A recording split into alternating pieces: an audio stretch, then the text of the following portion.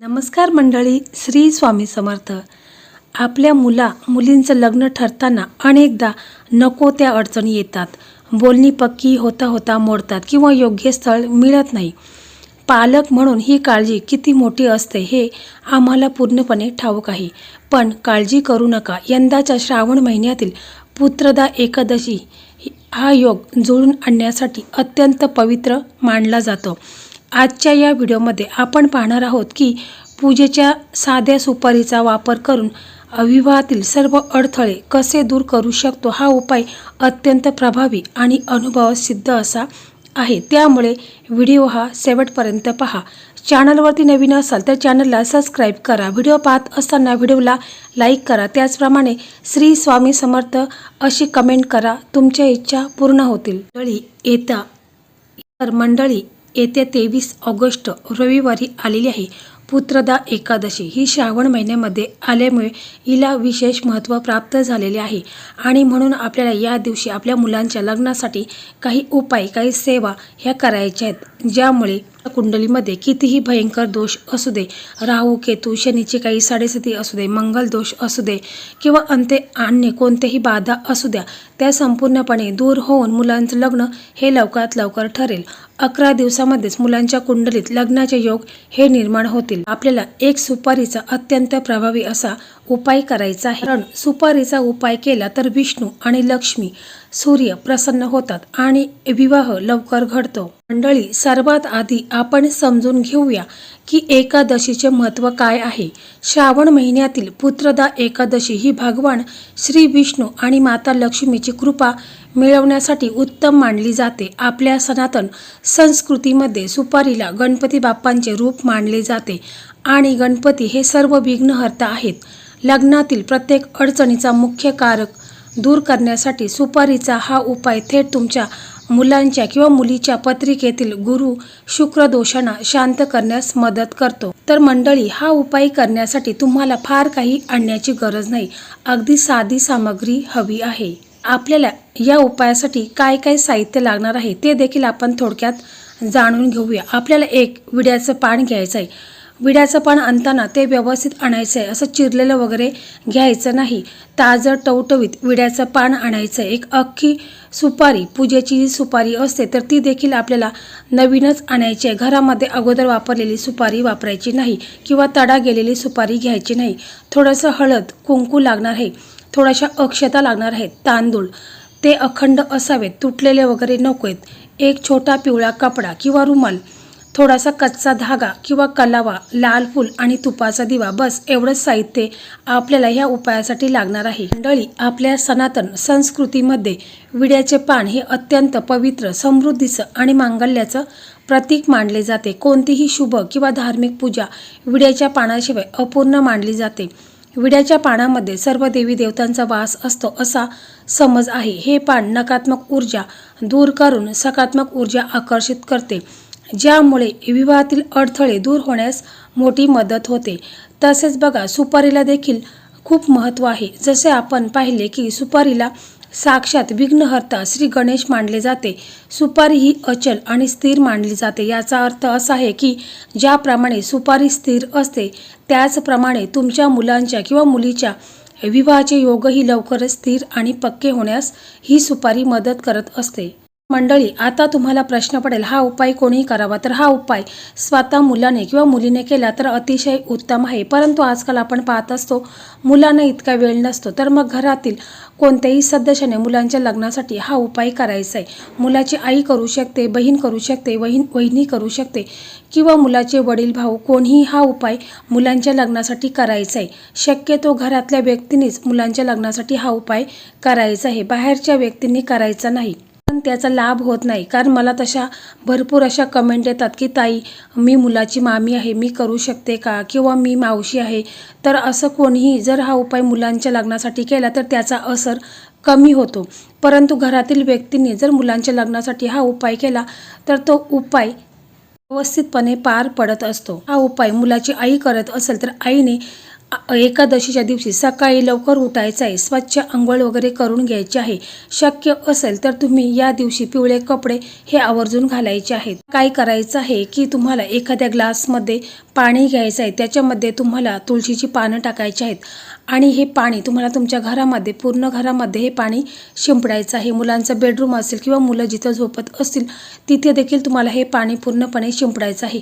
यामुळे घरातील जी नकारात्मकता आहे, निगेटिव्हिटी आहे तर ती दूर होत असते. तसेच मुलांच्या कुंडलीमध्ये देखील लग्नाचे योग निर्माण होत असतात. यामुळे घरामध्ये सकारात्मक वातावरण हे निर्माण होत असतं. व झाल्यानंतर तुम्हाला काय करायचं आहे की आपला देवघर आहे तर तिथे जायचं आहे. प्रथम एक आसन टाकायचं आहे, बसायचं आहे. आपल्या देवघरात जे आपले इष्टदेव आहेत, कुलदैवत आहेत, श्री स्वामी समर्थ महाराज आहेत, श्री हरिविष्णू माता लक्ष्मी आहे, बालकृष्णाची मूर्ती असेल तर तुम्हाला या दिवशी अभिषेक वगैरे करून घ्यायचा आहे. देवघरातील देवी देवतांची विधिवत पूजा करायची आहे. त्याच्या अगोदर तुम्हाला एक तुपाचा दिवा लावायचा आहे. त्यामध्ये तुम्हाला गाईचं शुद्ध तूप टाकायचं आहे आणि तो दिवा तुम्हाला प्रज्वलित करायचा आहे. त्याच्यामध्ये चिमूटभर तुम्हाला हळद टाकायची आहे. या दिवशी जर तुम्ही हळद टाकून पाण्यामध्ये त्याचा अभिषेक तुम्ही श्री हरिविष्णू किंवा बालकृष्णाची मूर्ती असेल त्याच्यावरती जर अभिषेक केला तर अतिशय उत्तम आहे. त्यामुळे बघा, गुरुग्रह आहे तर तो स्ट्रॉंग होत असतो. श्री हरिविष्णूंना हळद अतिशय प्रिय आहे आणि यामुळे गुरुग्रह आहे तर तो स्ट्रॉंग होत असतो. दिवत पूजा वगैरे करून घ्यायची आहे. तुळशी पत्र असेल तर ते देखील तुम्ही अर्पण करायचे आहे. पिवळी फुले, पिवळी मिठाई असेल ती देखील त्याचा नैवेद्य वगैरे दाखवायचा आहे. त्यानंतर तुम्हाला श्री हरिविष्णूंच्या पुढे आपले दोन्ही हात जोडायचे आणि प्रार्थना करायची आहे. तुम्हाला संकल्प करायचा आहे तर संकल्प कशा पद्धतीने करायचा आहे की तुम्हाला तुमच्या उजव्या हातामध्ये एक पळी पाणी घ्यायचं आहे. त्याच्यामध्ये हळद, कुंकू, अक्षता, एखादं फूल ठेवायचं आहे आणि मग तुम्हाला बोलायचं आहे, हे भगवान श्री विष्णू, माता लक्ष्मी आणि विघ्नहर्ता गणपती बाप्पा, आज पुत्रदा एकादशीच्या पवित्र दिवशी मी माझ्या मुलांच्या, मुलीच्या, म्हणजे तुम्हाला तुमच्या मुलाचं किंवा मुलीचं नाव बोलायचं आहे. जे काही असेल ते नाव तुम्हाला सांगायचं आहे आणि बोलायचं आहे. विवाहातील सर्व अडथळे दूर होण्यासाठी आणि तिचे योग्य ठिकाणी लवकरात लवकर लग्न जोडून येण्यासाठी हा उपाय करत आहे. माझी ही इच्छा पूर्ण होऊ दे. नंतर आपल्या हातामध्ये जे पाणी आहे तर ते तुम्हाला जमिनीवरती सोडायचं आहे. अशा पद्धतीने तुम्हाला संकल्प करायचा आहे. पहा, संकल्प केल्यामुळे तुम्ही काय आणि कशासाठी हे करत आहात याची ऊर्जा थेट ईश्वरापर्यंत पोहोचत असते. म्हणून मी तुम्हाला प्रत्येक व्हिडिओमध्ये सांगत असते की तुम्ही संकल्प करूनच कोणतीही सेवा, उपाय करायचा आहे. त्याच्यानंतर आपल्याला हा जो उपाय आहे तर उपाय करायचा आहे. त्याच्यानंतर तुम्हाला जो विड्याचा पान आहे तर तो पान तुम्हाला स्वच्छ धुवायचा आहे, पुसून वगैरे घ्यायचा आहे. त्याच्या पानाला तुम्हाला थोडंसं तूप लावायचं आहे किंवा गंगाजल लावायचं आहे. त्यानंतर त्या पानावरती आपल्याला 1 रुपयाचं नाणं ठेवायचं आहे आणि मग त्याच्यावरती आपण जी सुपारी आहे तर सुपारीचं देखील तुम्ही अभिषेक वगैरे करून घ्यायचा आहे. हळद, कुंकू, अक्षता त्या सुपारीला अर्पण करायचं आहे. सुपारी विड्याच्या पानावर ठेवूनच आपल्याला हळद, कुंकू, अक्षता, सुपारीवरती एखादं फूल ठेवायचं आहे.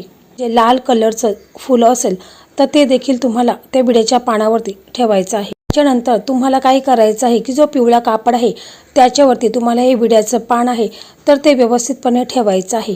त्याच्यावरती तुम्हाला ज्या अक्षता आहेत तर त्या काय करायच्या आहेत, थोड्याशा हळद टाकायची आहे त्या अक्षतांवरती आणि त्या पिवळ्या करायच्या आहेत आणि त्या अक्षता तुम्हाला त्या विड्याच्या पानावरती ठेवायच्या आहेत.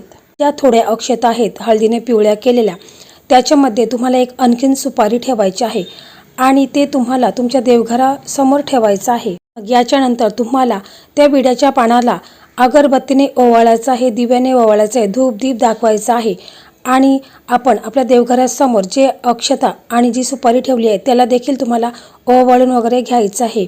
आणि मग त्याच्यानंतर तुम्हाला जो विड्याचा पान पिवळ्या कापडमध्ये आपण ठेवलेला आहे तर त्याची एक पोटली तयार करायची आहे आणि ती पोटली तुम्हाला तुमच्या उजव्या हातामध्ये घ्यायची आहे आणि हा मंत्र तुम्हाला बोलायचा आहे. मंत्र तुम्हाला 108 वेळा बोलायचा आहे.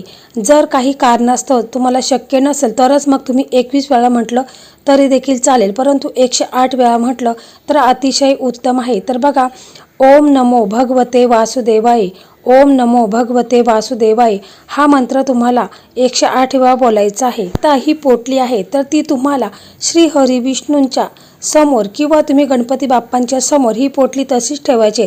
11 दिवस तुम्हाला रोजच्या रोज आपण देवघरात देवी देवतांची विधिवत पूजा करतो तशी ह्या पोटलीची तुम्हाला पूजा वगैरे करायची आहे आणि आपली मनोकामना इच्छा आहे मुलांच्या लग्नाबद्दल, ते तुम्हाला 11 दिवस रोजच्या रोज तुम्हाला प्रार्थना करायची आहे. आणि आपण देवघरामध्ये जे हळदीने पिवळे केलेले तांदूळ आणि एक सुपारी आहे, तर सुपारी ही गणपती बाप्पांचं प्रतीक आहे. म्हणून आपल्याला दुसरा एखादा छोटासा पिवळा कलरचा छोटासा रुमाल घ्यायचा आहे आणि त्याच्यामध्ये आपल्याला हे थोड्याशा अक्षता आणि सुपारी आहे तर ती ठेवायची आहे. त्याच्यामध्ये 1 रुपयाचं नाणं टाकायचं आहे आणि त्याची एक पोटली बनवायची आहे आणि ही पोटली तुम्हाला मुलांच्या जवळ ठेवायला द्यायची आहे. म्हणजे तुमचे मुलगा असेल मुलगी असेल तिच्याजवळ द्यायचं आहे. जेव्हा कधी तुम्ही चांगल्या महत्त्वाच्या कामासाठी जाणार असाल तेव्हा ही पोटली तुमच्या जवळ ठेवायची आहे. म्हणजे जी पुरचुंडी आहे तर ती तुम्हाला तुमच्या जवळ ठेवायची आहे. किंवा मुली पाहता वेळेस किंवा मुली बघायला जाता वेळेस तुम्हाला ही जवळ ठेवायची आहे. किंवा मुलीला जर स्थळ येणार असेल तेव्हा मुलीच्या जवळ ही पुरचुंडी जवळ ठेवायची आहे. पण देवघरामध्ये जी दुसरी पुरचुंडी बनवून ठेवलेली आहे तर ती तुम्हाला 11 दिवसानंतर ती काढायची आहे आणि वाहत्या पाण्यामध्ये विसर्जित करायची आहे. किंवा जर वाहतं पाणी नसेल, आता पावसाळा आहे त्याच्यामुळे वाहतं पाणी असणारच आहे, तर तुम्ही वाहत्या पाण्यामध्ये सोडून द्या. किंवा तुम्ही पिंपळाच्या झाडामध्ये ही जी पुरचुंडी आहे तर ती तुम्ही पिंपळाच्या झाडामध्ये दाबून टाका. तर जे आपण मुलांच्याकडे पिवळ्या अक्षता आणि सुपारी दिलेली आहे त्यावेळेस मुलांचं लग्न ठरेल वा विवाहाची बोलणी पक्की झाल्यावर ती सुपारी अक्षता आहेत तर त्या वाहत्या पाण्यात किंवा एखाद्या जवळच्या गणपती मंदिरामध्ये आदराने अर्पण करून यावे. अनेक पालकांनी हा उपाय केलेला आहे आणि त्यांना सकारात्मक अनुभव देखील आलेला आहे. जर तुम्हाला हा व्हिडिओ आवडला असेल तर गरजू पालकापर्यंत आणि आपल्या नातेवाईकापर्यंत नक्की शेअर करा.